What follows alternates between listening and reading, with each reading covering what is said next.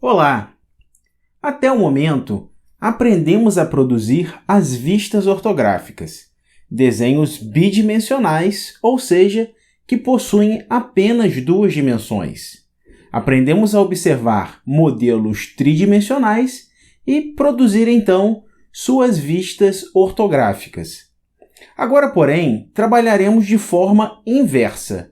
Transformaremos as vistas ortográficas, desenhos bidimensionais, em representações tridimensionais, ou seja, perspectivas. Este é o tema da nossa aula de hoje. Antes de começarmos, deixa aí aquele joinha, se inscreva e também compartilhe esse canal. Não custa nada e você me ajuda demais. Agora sim, vamos começar!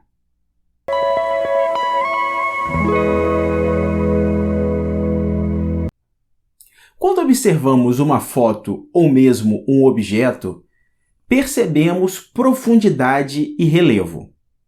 Aquilo que está mais próximo passa a impressão de ser maior e aquilo que está distante passa a impressão de ser ainda menor. Nos desenhos, para conseguirmos transmitir essa noção de profundidade de 3 dimensões, é necessário recorrermos a uma representação gráfica especial, chamada perspectiva. Nas perspectivas, representamos em um só plano as 3 dimensões de nosso objeto, conseguindo transmitir assim relevo e profundidade. Existem diversos tipos de perspectiva. Se tomarmos um cubo como exemplo, veremos que sua representação final terá variações de acordo com o tipo de perspectiva que tomarmos. Cada tipo de perspectiva mostra o objeto de determinado jeito e também produz deformações nele. Dentre as 3 opções apresentadas, podemos perceber que a perspectiva isométrica é a que representa o objeto com maior fidelidade, com menor deformação. Isso porque, na perspectiva isométrica, as proporções de comprimento, largura e altura são mantidas. Iso quer dizer mesma e métrica quer dizer medida. O traçado da perspectiva isométrica é bem simples e nesta aula nós o aprenderemos. No desenho técnico, bem como no desenho de arquitetura, é comum representarmos perspectivas utilizando desenhos feitos à mão, ou seja, esboços. Os esboços são úteis pois conseguem transmitir uma ideia de imediato. Para conseguirmos traçar estes esboços, precisamos antes entender como produzir as perspectivas isométricas. Primeiramente, precisamos saber que para a produção das perspectivas isométricas, precisamos determinar ângulos específicos para cada um de nossos eixos. Se você já assistiu aos vídeos das aulas das construções fundamentais, você já sabe o que são os ângulos, porém, não custa relembrar. O ângulo é uma figura geométrica formada por 2 semirretas, cuja origem é a mesma. A medida do ângulo é dada pela abertura entre as 2 semirretas. Esta abertura é medida em graus. Uma circunferência, por exemplo, possui 360 graus. Podemos fazer a leitura dos ângulos utilizando um transferidor. Esse instrumento também pode ser utilizado para marcar ângulos quaisqueres. Falamos dos ângulos, pois, na perspectiva isométrica, precisaremos traçar 3 eixos que formam ângulo de 120 graus entre si. Estes eixos recebem o nome de eixos isométricos. Cada uma dessas semirretas é um eixo isométrico, e em cada uma delas marcaremos uma das dimensões do modelo que iremos desenhar. No eixo X, indicaremos a largura do modelo. No eixo Y, seu comprimento. E no eixo Z, a sua altura. Os eixos isométricos podem ser representados em posições variadas, mas sempre formando ângulo de 120 graus entre si.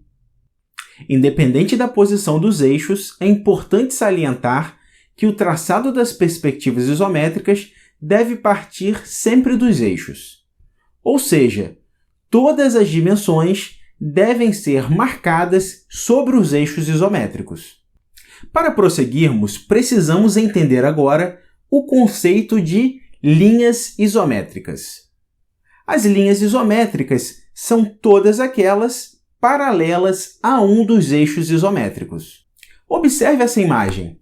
As retas R, S, T e U são linhas isométricas. As retas R e S são paralelas ao eixo Y, a reta T é paralela ao eixo Z e a reta U é paralela ao eixo X.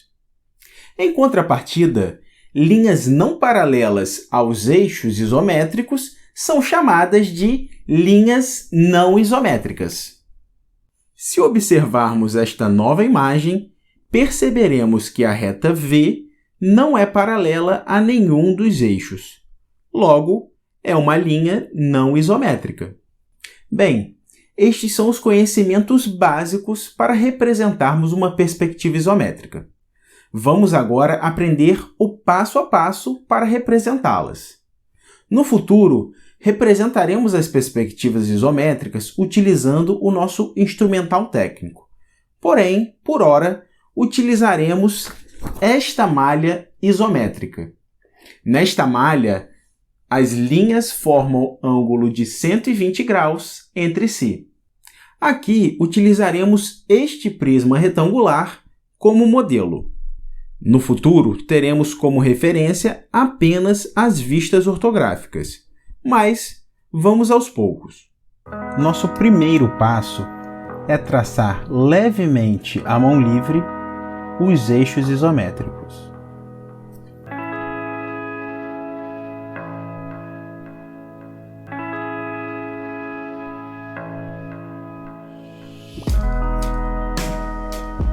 E indicar o comprimento,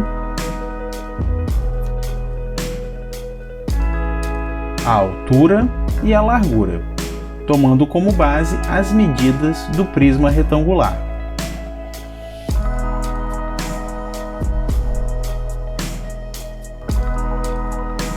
Nosso segundo passo é traçar linhas isométricas a partir dos pontos onde marcamos o comprimento e a altura, de forma que essas linhas se cruzem.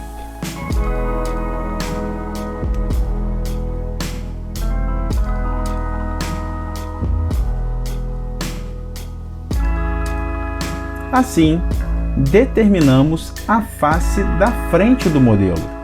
O terceiro passo é traçar mais duas linhas isométricas que se cruzam a partir dos pontos onde marcamos o comprimento e a largura.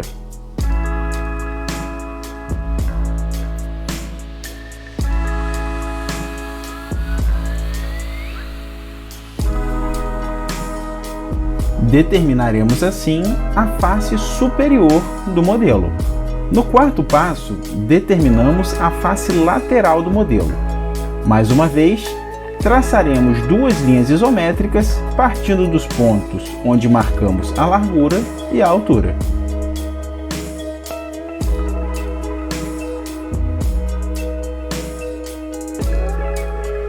Por fim, no quinto e último passo, apagamos os excessos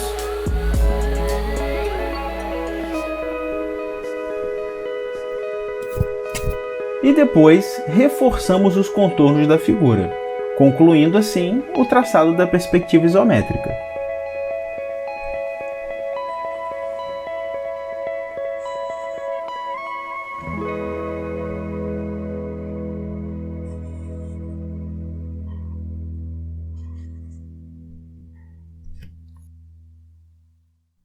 Fácil, não é mesmo? Na próxima aula, analisaremos mais alguns exemplos. Dessa vez, trabalharemos com modelos com faces oblíquas e também com recortes. Para facilitar a sua vida, deixei um link na descrição desse vídeo para que você possa baixar esta malha isométrica, além de outras. Como forma de exercício, pegue os modelos que trabalhamos nas aulas sobre projeções ortográficas e tente representá-los em perspectiva isométrica.